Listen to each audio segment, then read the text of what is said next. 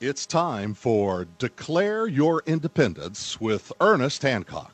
Believe me when I say we have a difficult time ahead of us.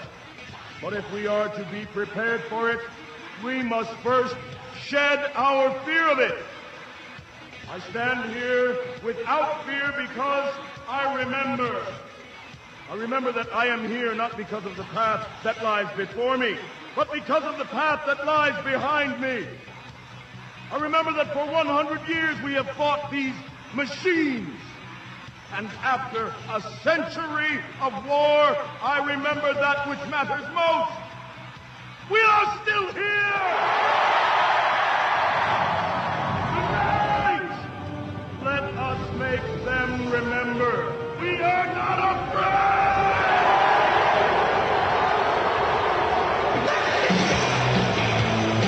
Yeah, we're not afraid here on Declare Your Independence with me, Ernest Hancock, each and every day at 11 a.m. to 1 p.m. Central Standard Time on Republic Broadcasting Network from freedomsphoenix.com studios here in beautiful Phoenix, Arizona.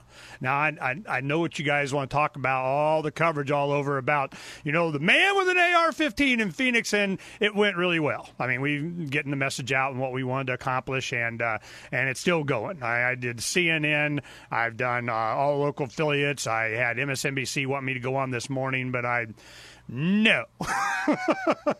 You know why? We got our message out. We're good. And I knew it. They're just, no, never mind. It's all good. Now, what happened is there's something even more important that I want to talk to you about. And if you want to know about this issue, you go to freedomsphoenix.com, freedoms with an S, phoenix.com, and you'll see the archive for this show. If you go into that show, at the bottom of the page, we have all the links to all the video coverage. Even made the Daily Show with Jon Stewart. You know, I can die now. You know, Jon Stewart, he's the man. He's kind of left and lived, you know, whatever. But I keep hitting the microphone. Yeah, but he's, you know, man, if it wasn't for him, I'd gone insane a long time ago. I mean, especially during the Bush administration. And he'll come around, you know, he always does. But it's been a really good message, but it's all incorporated into the bank robbery, because the message was this. Now, I wanted to demonstrate that the Phoenix Police Department still protecting our rights, and because we've worked with them in the past, and, you know, it was a good stunt, you know, a publicity stunt. That's what but the publicity was not for anything other than Phoenix Police Department protects our rights. That was the message from the beginning. They knew it, and they worked with us, helped us with this. It went out fine. Now, Chris, that came with the AR-15, he had a more stern message. He represents a generation. He's 28 years old, and his, you know, and the fact that he's black had, you know, a lot to do with it more than he realized, you know, because you're dealing with other generations, you know, that have other stereotypes. His generation, it's just not an issue. Race is, you know, evaporated as an issue, and the bad guys hate that. They want you separated. They want you divided so you can be conquered. Well, his thing, you know, he's a member of the John Birch Society. Heck, I remember going to an event where he introduced the head of the John Birch Society, and we went because he was doing that. He was, you know, show support. He's a revolutionary. He's a good friend. And so we went all down there, you know, sat there for 90 minutes and then went out to dinner. And he introduced the head of the John Birch Society. I'm like, what up with that?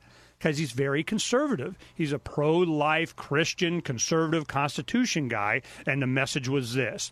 If you continue to plunder my generation, the younger people coming of age now, to the point that there is nothing left, if you keep doing this and pile on this debt that benefits a generation that will be long dead and gone and don't have to pay this debt on their shoulders, sooner or later there will be resistance, even armed resistance. He was very clear about that.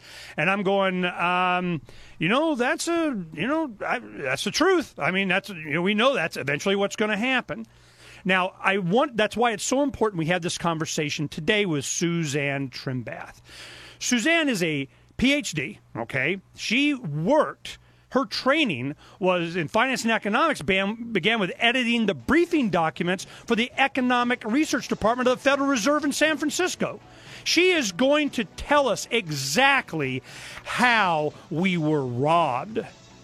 It's going to be a great show, and it's a, you know, segue from Bud Burrell's revelations, and he was the one who introduced me to Suzanne. It's going to be a great resource for you to listen to over and over. We'll be right back on Declare Your Independence with me, Ernest Hancock, and Suzanne Trimbath.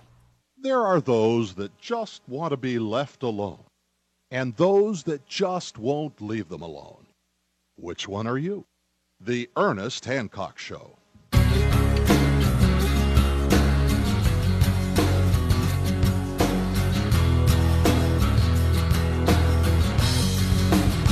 Welcome back to Declare Your Independence with me, Ernest Hancock from BEA, beautiful Phoenix, Arizona. Now, online we have Suzanne Trimbath. I have you there, Suzanne?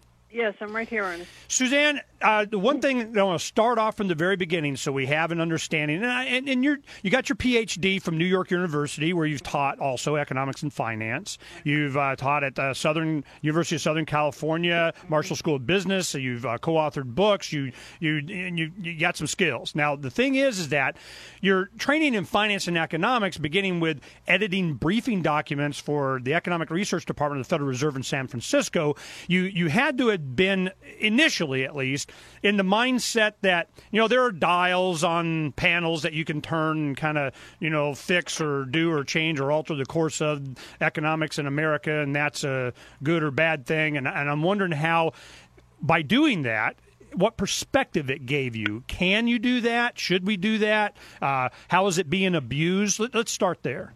Yeah, I was there at a really interesting time. It was the early 1980s. And I was actually editing briefing documents for use by the bank president, which was John Ballas at that time, in the meetings of the Federal Open Market Committee.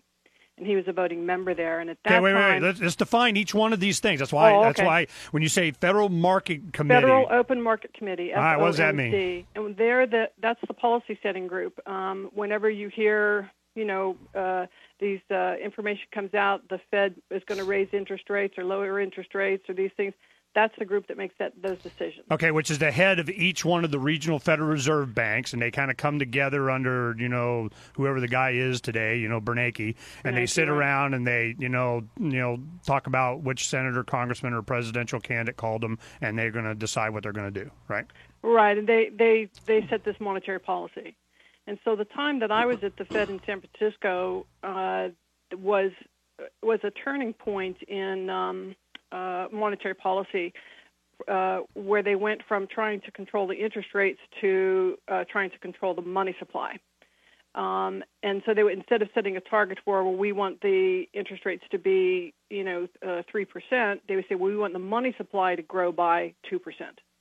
And it was interesting to be there at that point because, of course, I was still new to economics. I was learning a lot as I was there, but what I found was that they kept moving the target to, like, the target chased the money supply instead of the other way around, and it just seemed that it seemed very difficult for them to control the money supply, and in fact they later in that decade abandoned the policy of trying to control the money supply and went back to setting interest rates as a tool for monetary policy. Okay, now why do you think they did that? What was the difference? Because one affects the other, supposedly. Right, supposedly, right. But because I think they abandoned it because it simply didn't work. If you remember what happened in the 1980s, you had, you had interest rates when the Federal Reserve let go of interest rates in the early 1980s.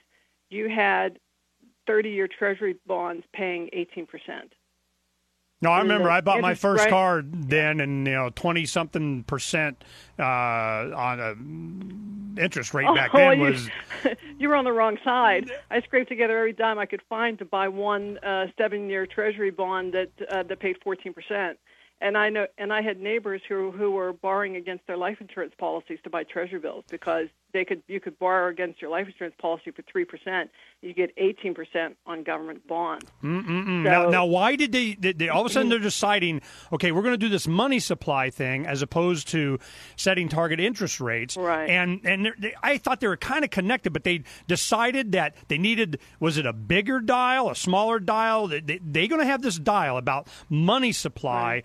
They are doing that for a reason, and the reason was they wanted to sell more treasuries? I mean, what was it they were trying to do? No, it seemed to me at that point in time, remember, we were just coming out of the 70s.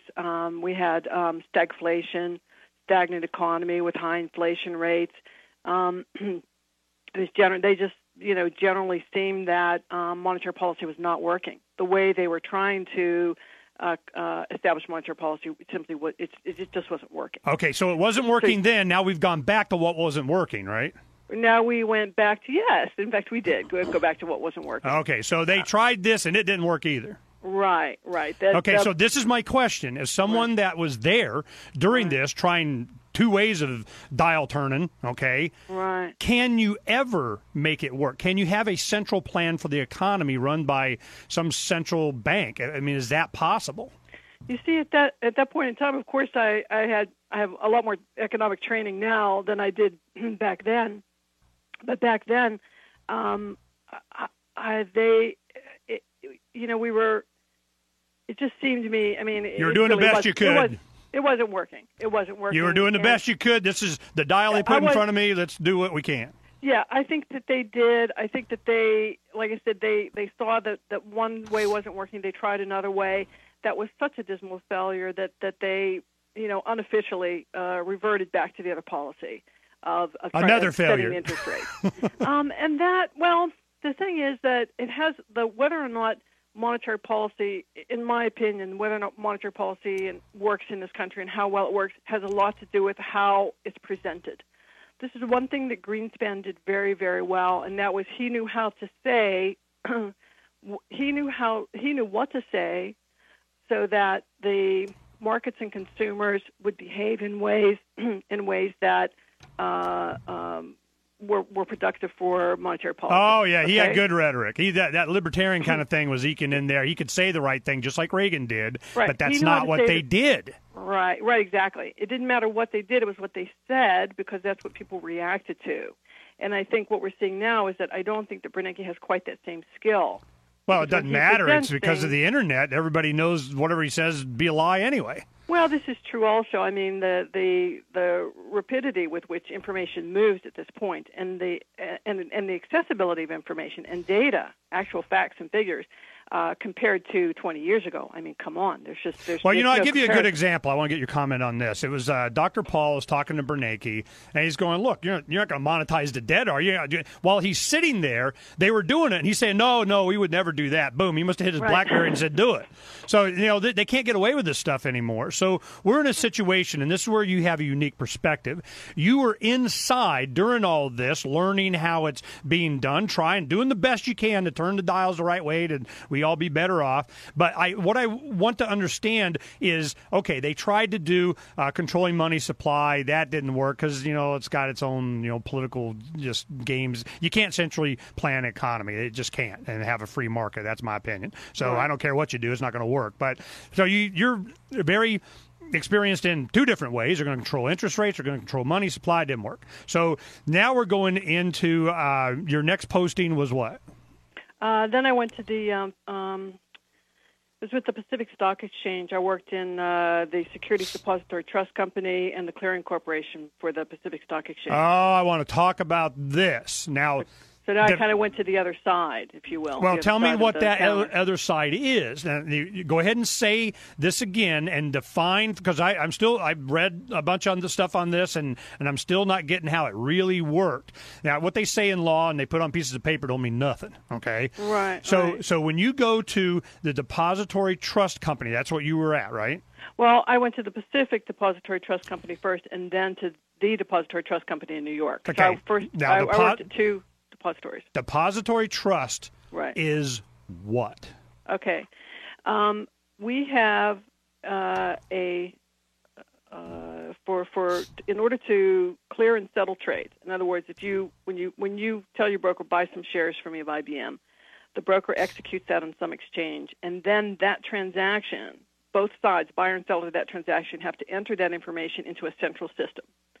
And that central system is where depository trust companies and clearing corporations come into play. Okay, now, depository trust companies, are they public, private, a combination? What are they? Private. Okay, they're all private companies. Okay, they now are, a link to what? They're formed like cooperatives. So you have it's owned by the users. So, okay, do they have competition? Are there more than one for this kind of thing? No, sir, there's not. No, there's not. Why is there not? Why is there not? There was a point in time in the late 80s, early 90s where the finance ministers and central bankers from 30 countries got together and came to an agreement that there should be one depository and one clearing corporation in each country. Okay, now so they came to an centralize agreement. Now this agreement had the force of law, or they're looking for the Senate to pass it, or they just mandated it from on high? Because what if Ernie wants to do, I want to do my depository trust company. I'm going to open it tomorrow. Right. I can't because why? I don't know that there's any law that would stop you from doing that. But the problem here is going to be that all of this stuff is electronic, and so he who has the biggest computers can charge the lowest rate, and the barrier to entry for you right now into that monopoly is probably more of a matter of scale than anything else. Well, I don't have to have I can start Ernie Stock Exchange. I mean, I can do it. I can do whatever I want, But the thing is, now let's say you would have to be registered with the Securities and Exchange. Oh, there we go. We're getting government in there somewhere. Okay, so yes, of course. So what happens is that we have this depository trust company that they are taking the actual possession of the stocks in initial public offerings or something. Is that what's happening? Yeah. Let's just back up a little bit Please. so we'll know exactly what we're talking about when we talk about Thank you. depository trust company. In the late up until about 1970,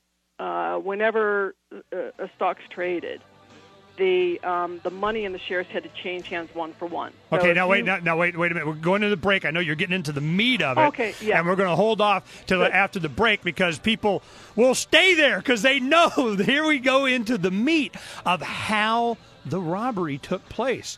You guys need to know this because this is how it's going. You'll be playing this over and over. We'll be right back here on Declare Your Independence with me, Ernest Hancock, and Suzanne Trimbath is going to explain everything just a little bit. And now, live from the studios of Freedom's Phoenix, Ernest Hancock. I need me mine. I need me mine. Mine. It's all mine. All your chips on the table. This is Ernest Hancock on Declare Your Independence with me, Ernest Hancock, and we have Suzanne Trimbath. And what happened, they all your chips in, everything on the table. You got pension funds in there. We got you socially and economically engineered. We have, all the 401ks and all your retirement funds and the money market, and we got that forced income tax. That's semi-voluntary. And then you have Social Security, Medicaid, Medicare. You got all these big, giant buckets of money, and they're on there. And now what they say, they go, it's all ours now. Thank you for playing. And then the stock market goes up, it's 9,400, and we're going to put more in. And it triggers some AAA kind of great, and it's time to put the money back in. And all these fund managers and everything put the money back on the table again. And then they rake it off, all the chips off the table, and they go, that's ours too. Thank you for playing. And we'll do it again if we can get away with it. How did they get away with it? How did they get away with it? Well, that's what we're talking to Suzanne Trimbath about. Now, she's got up to the point to where the depository trust companies are set up as clearinghouses for stocks that come in and they, distribute them. There's a guy that bought it and there's a guy that sold it, and we're keeping track of it. Now, she's explaining this to us. Suzanne, please continue. Right. So up until about 1970, when a company issued stock, they actually issued pieces of paper and gave them to individuals and broker-dealers who purchased the shares from them. And then they had somebody actually carry it over to them, and pretty much, pieces of paper. They would all meet. They would all meet at some, location near Wall Street, or they would have them delivered, hand delivered from one, from the point where they were issued. To each issuer would have an agent, and that agent would have an office near Wall Street. Actually, paper, man. Those little 10-speed bicycles were busy boys. And they would get checks. They would take checks as payment, and this was the process. Well, the volume of activity, in the 1960s, households started increasing their investment in stocks in publicly owned companies. And so the volume of trades became so high that the broker-dealers, transfer agents, and companies were unable to move the checks and the paper certificates around fast enough in order to meet, at that point, I think it was like a 5-day clearing and settlement. Hire more people. Get more little 10-speed bicycles. What they decided to do I know what they decided to do. Centralize.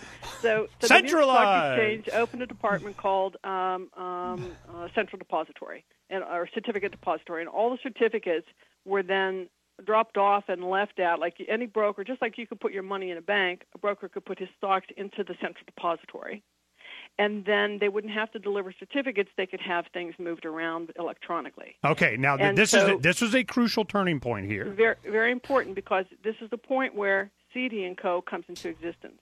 Okay, now explain. Let me go ahead and explain this. I want to make sure people understand. This is when it happened. Now you're talking what, late 60s? Late 60s, right? In the late 60s, it used to be I purchased stock in a company. I bought so much GM, IBM, whatever M. Okay, I go in there and I say, I want this.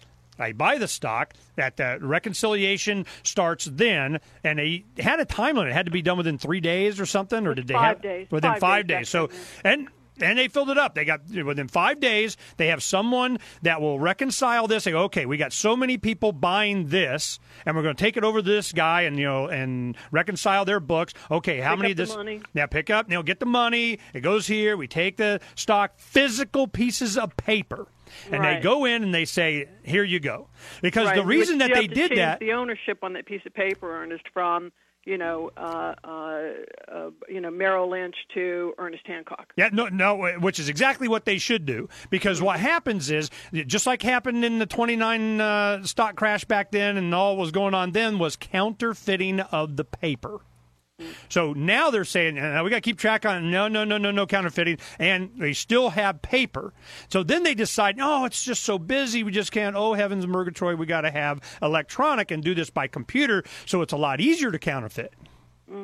And also, at that point in time, one of the reasons why they thought going electronic would help is that after the shares were sold, the broker was unable to deliver the shares on time, so they would fail to deliver for settlement. So that was one of the main reasons that... No, that was the main reason they created it. They just hire more kids with bicycles. To stop the fails to deliver. No, they created the fails to deliver. I guarantee it. If they free market capitalism, you want to deliver little pieces of paper, that's what you got Federal Express for, okay? So was it possible for them to deliver the paper if that was their goal? That's all I want to know. Was it physically possible? No, at that point in 1969, it was physically impossible to do it because, Ernest, it wasn't just delivering the paper; it was getting the paper re-registered from one name to the next. Okay, so they decided that it was physically impossible. So we're going to go to little electrons, and we're going to do it that way. So they made that decision? How did they implement it? Right. So the New York Stock Exchange had a department called Certificate Depository. The initial CD, which is where CD & Co., CEDE & Co. comes from.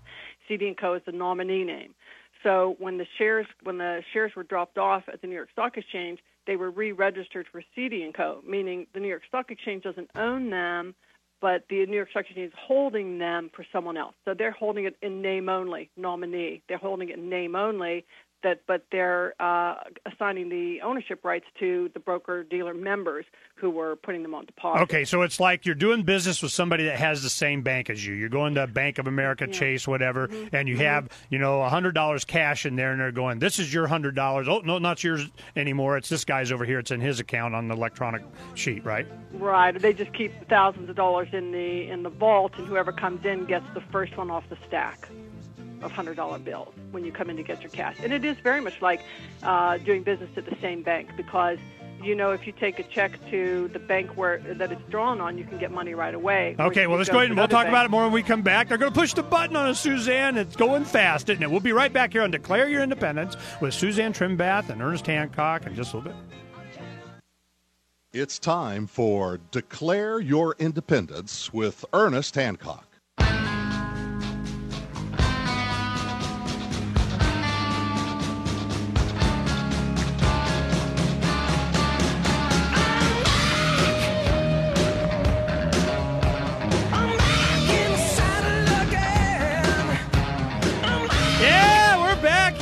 Saddle again to Declare Your Independence with me, Ernest Hancock, and my very special guest, Suzanne Trimbath, that's explaining things to us. This is information you need to know. Now, where we left off, I believe, is the New York Deposit Trust Corporation. They have an account. They're a bank. We're going in and I'm saying, all right, we got on deposit there some stocks, the money, whatever. It's a stock from a company that decided that by law, by New York stock exchange says you had to, whatever. It's sitting there, and then they're transferring ownership without actually moving the paper between people that buy and sell it.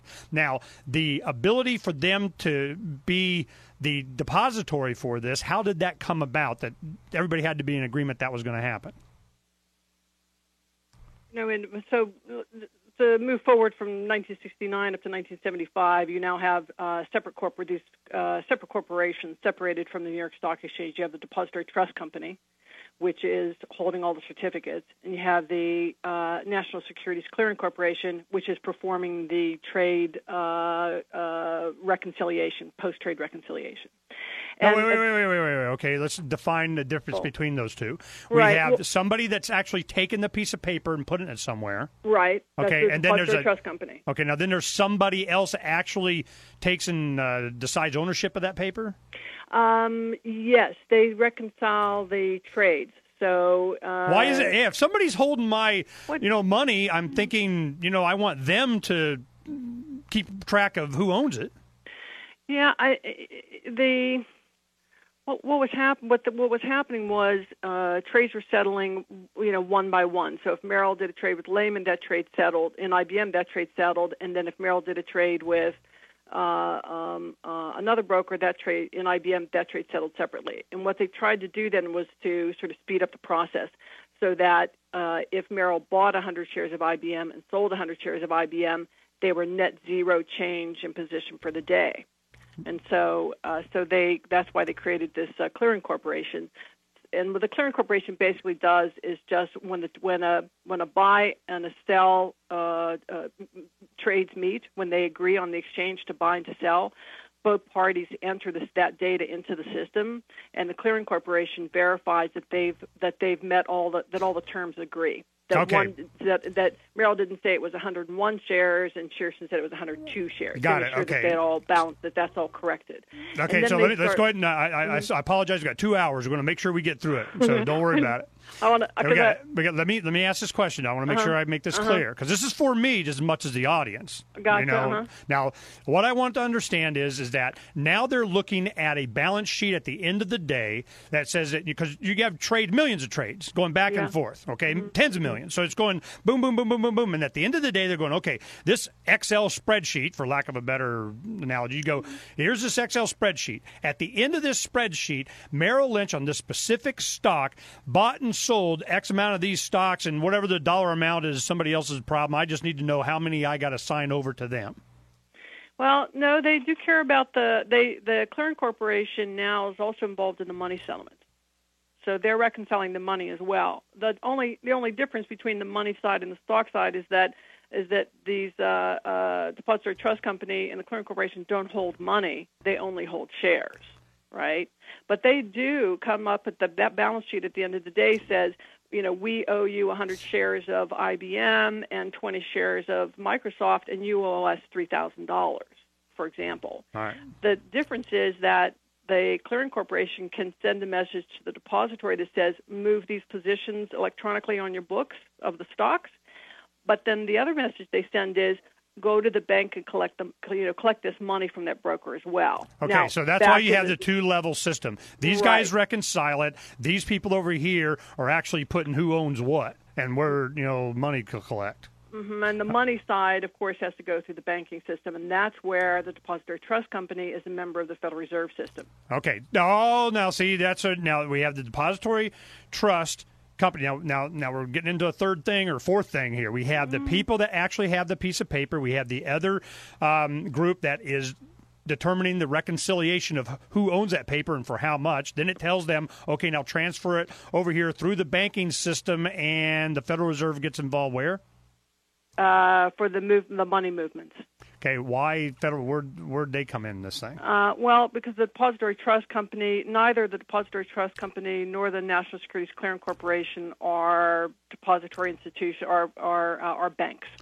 Neither one of them is a bank that holds money. So you're not using private banks here or Fred's back pocket or anything. It has to be a Federal Reserve bank that's involved in this transaction. Yeah, I mean, up until it actually was individual banks up until about 1993, between 93 and 96. they switched it over to electronic funds transfer, which means it was going to the Federal Reserve. But prior to that, the broker-dealers had to have banks drawn on, had to have a check drawn on a New York City clearinghouse bank, and they would deliver that check to the National Securities Clearing Corporation for settlement. Okay. Now, so I can see we keep involved. Getting more and more collective. You can see my concern here. I can see what's happening. Yes, of course. You know, they're consolidating the more electronic it becomes, the easier it should be to reconcile, but the sloppier the reconciliation gets in reality. Wow, this is okay. So now we're understanding, so that we can walk this through. We have a initial public offering by, Fred's company goes public, and he takes a stock and he puts it with a depository trust company that holds it in there and assigns ownership and collects money to pay off whatever. The reconciliation of the trades is another group called National Securities Clearing Corporation. So National Securities Clearing Corporation says, okay, here's what the and they're, send an email and go, okay, now assign this and do whatever. And now it's transferred into a bank. The balance of money goes somewhere. So you have the money going through a Federal Reserve bank, or a Federal Reserve affiliated bank, and you have that done. Okay, now where do we go from there? Well, when all this, these institutions first initiated in the mid-'70s, there were depository trust companies and clearing corporations in several cities around the country. And it wasn't until about 1990 that we ended up with one and only one, and that became the monopoly in New York, which is Depository Trust Company and the National Securities Clearing Corporation. The reason that I kind of emphasized why they started was because there was the fails to deliver in trade settlements. So it was impossible to deliver securities on time for settlements. This is one of the reasons why they were created. But even after the electronic settlement went into place, they were still unable to get securities delivered on time. And at this point, there's no excuse. The excuse in the 70s was, well, I couldn't get the certificate there. I had to get it transferred. There was a problem with the signature, all this paperwork, right? But now the paperwork reason is removed, and yet this system continues to tolerate the failure to deliver securities for settlement. Okay, now let's talk about this in layman terms. Mm-hmm. Failure to deliver securities for settlement means that name on that electronic name that's in that piece of paper at the depository trust company, they are saying, okay, take and move this piece, change the electrons here to say this guy, to say Fred to Steve, okay? Mm-hmm. And then they're not doing that for days because the broker-dealer sold more than they owned. Oh, so now we're getting into naked short selling. Right. Now it's just as simple as that. The excuse, the rationale, it wasn't so much that they were counterfeiting paper. They're counterfeiting electrons. 1970. It's just that they were not reconciling the ownership. They were check kiting. You would have more than one owner for each share. They were check kiting.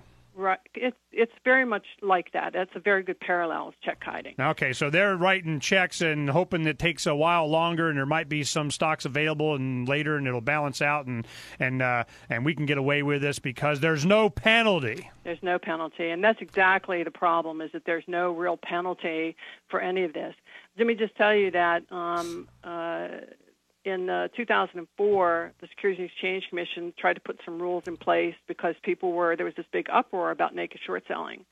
And at that point in time, there were about $3 billion worth of stocks that failed to deliver in time for settlement at the Depository Trust and Clearing Corporation. Okay, $3 billion. About $3 billion. That's chump change. It's a lot more than that now, isn't it? Well, in March of 2009, the latest data that we have, on a peak day, there were $6 billion worth of shares failed to deliver. Now, you're right. This is chump change, but we're talking about equities. If we move into the bond side, then the numbers are more like $600 billion. Wow. Okay. But the problem, Ernest, is not so much that it's $3 billion or $6 billion. The exact value isn't the problem. The problem is that if it's $6 billion today, it can be $6 trillion tomorrow because there's no penalty and there's nothing to stop it.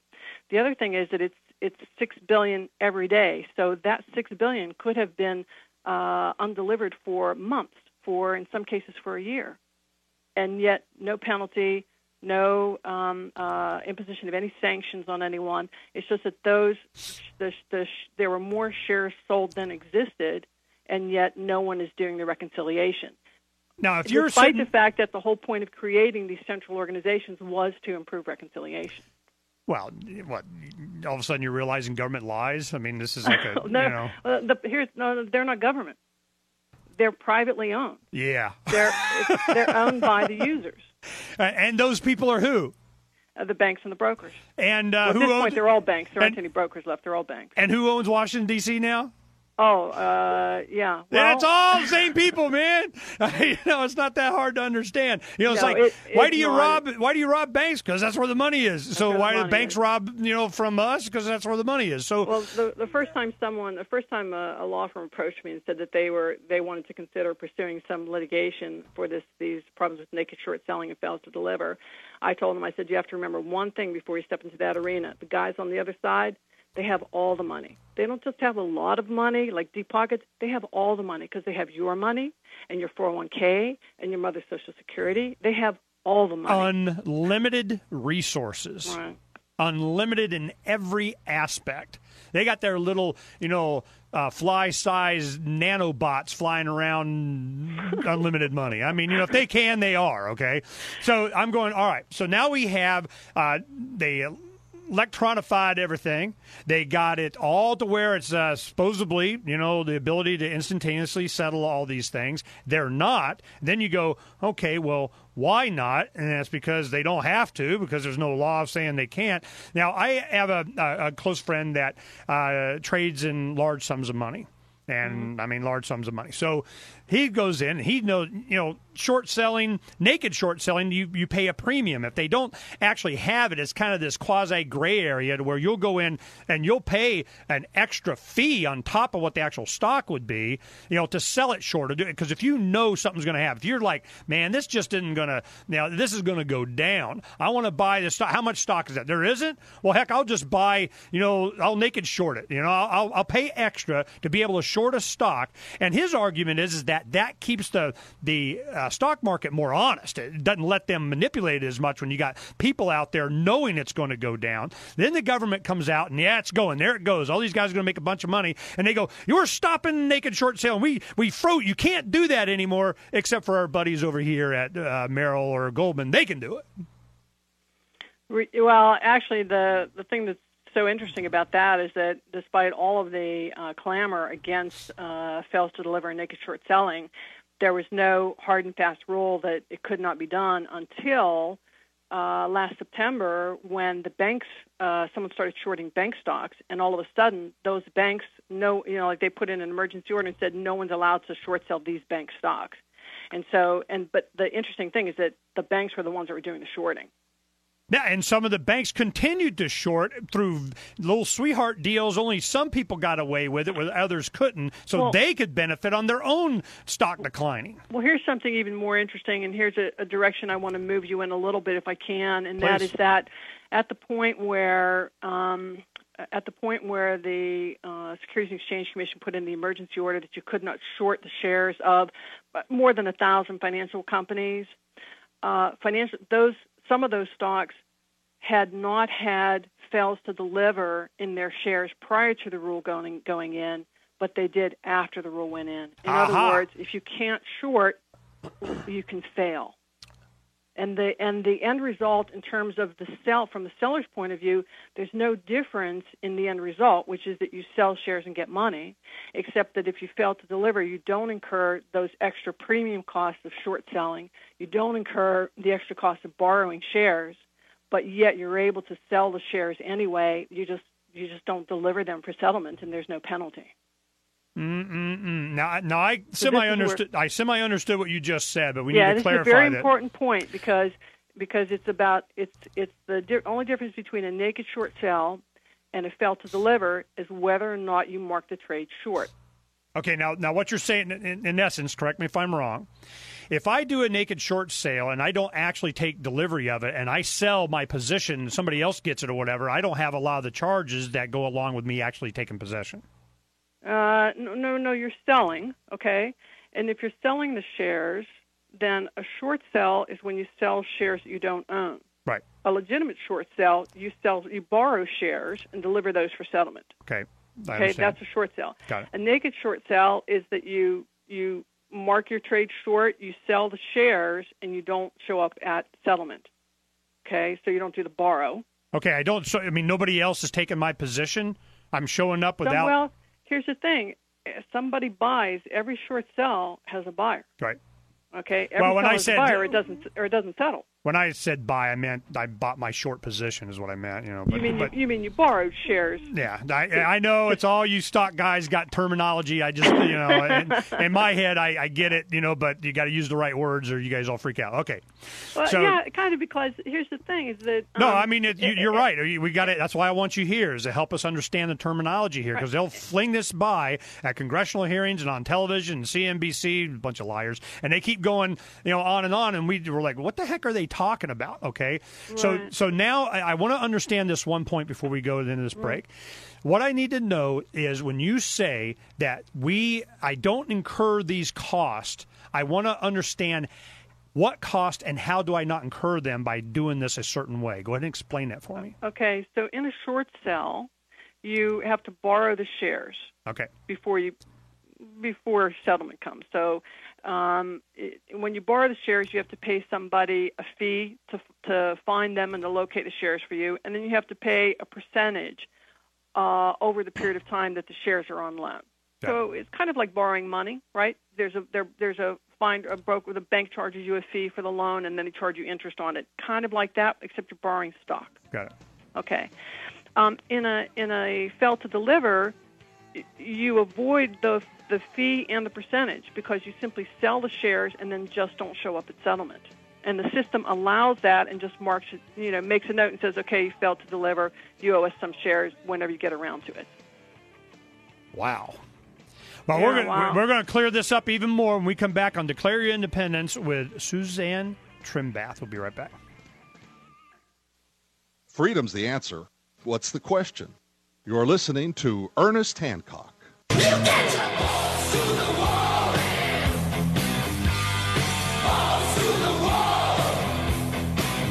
Welcome back to Declare Your Independence with me, Ernest Hancock, my very special guest, Suzanne Trimbath, Ph.D. from New York University, teaching economics and finance because she lived it. She saw it. It changed. It altered. It went back and forth. And now I want to, focus on what we were just talking about, Suzanne, the failed to deliver. Okay, so I'm instead of actually, reconciling, I borrowed a stock that I'm selling short, and I went over here and I didn't actually get it. Somebody's failing to deliver. Okay, now tell me who's failing to deliver: the person that actually made the short, or the brokerage that he was getting it from? That's actually a very good question, because I thought so. Well, yeah, because and the reason that I can't give an answer for it is because that's information that's not being released to the public. When the Securities and Exchange Commission and the Depository Trust Company release information about how about fails to deliver or naked short selling, they only tell you what company whose shares were failed and how many. They don't tell you who failed to deliver. And between you and me, that's the one piece of information that I think investors need to have. Yeah, I mean, I don't care what the actual stock was or the money that's sitting in the bank. How they go, look, they failed to deliver this stack of cash to somebody. To who? I don't know. I want to know if my broker is failing to deliver shares. Then I want to know that, because I don't want to do business with somebody like that. Wow. But Okay, that now piece why of would they information keep this is not being information? released. Why? Why would they not release it? I mean, you'd think this would be basic information. Well, remember, who owns the depository? Is The banks and brokers. banks and brokers. Okay, so we got more centrally planned goodies by the bad guys that's running everything. Okay, I get it. And Okay. there's another really important point that I want to make right at this juncture, and that is that fails to deliver, naked short selling, we're talking about what the seller does, right? Mm-hmm. But every one of these trades has a buyer on the other side, and that buyer is not notified that they are the recipient of a fail. So in their investor accounts, right, let's say that you bought 100 shares of IBM, and that happened to be the 100 shares that failed to deliver or was naked short sold, right? So there's no shares there, but your broker is going to put a marker in your account called an entitlement that says that, yes, you have the shares. They'll take the money out of your account. They'll give you this, quote, entitlement, this little electronic IOU that says that we'll get you the shares someday. But they don't tell you that those shares don't exist. Oh. And at this point in time, there are now more people think they own more shares than exist. Okay, now this is one thing that we're building up to this. I don't know if now's a good time to cut to it, but it gives us a better understanding. You have all of these shares that are out there, and somebody thinks that they own them, okay? This is mine. You put it in a central pile that's the depository trust, and they're sitting there going, okay, here's your pile. Now, what you're talking about is somewhere, somehow, electronically, there are more claims to that than that 100 shares that are sitting there. There's more than 100 claims to that 100 shares. That's correct. Now, when they finally, somebody, somewhere, we got to reconcile this. We got to, and then how do you decide whose claim is valid, who has the more valid claim, who gets it and who doesn't? How do you decide? Let me tell you what I know. I guarantee the banks will get theirs first. This is what I know, okay? Now, who does that process? How is that going to be reconciled? When? Because sooner or later, there's going to be an audit. There's going to be sooner or later, somebody's going to say, man, we got to balance the books on this. In fact, that's why they start and create, they already did it in Europe. They're starting to create this Marquette thing or something. We're going to reconcile it. All right, when we come back, we'll talk. This is only about a minute break, so we'll be right back. It won't take that long, but I want to make sure when we come back, you're going to have claims to the stocks that are sitting there in some pile somewhere. There's claims to that more than what exists. When it finally all comes crashing down, whose claim is going to be recognized? This is how the bank robbery is going to happen.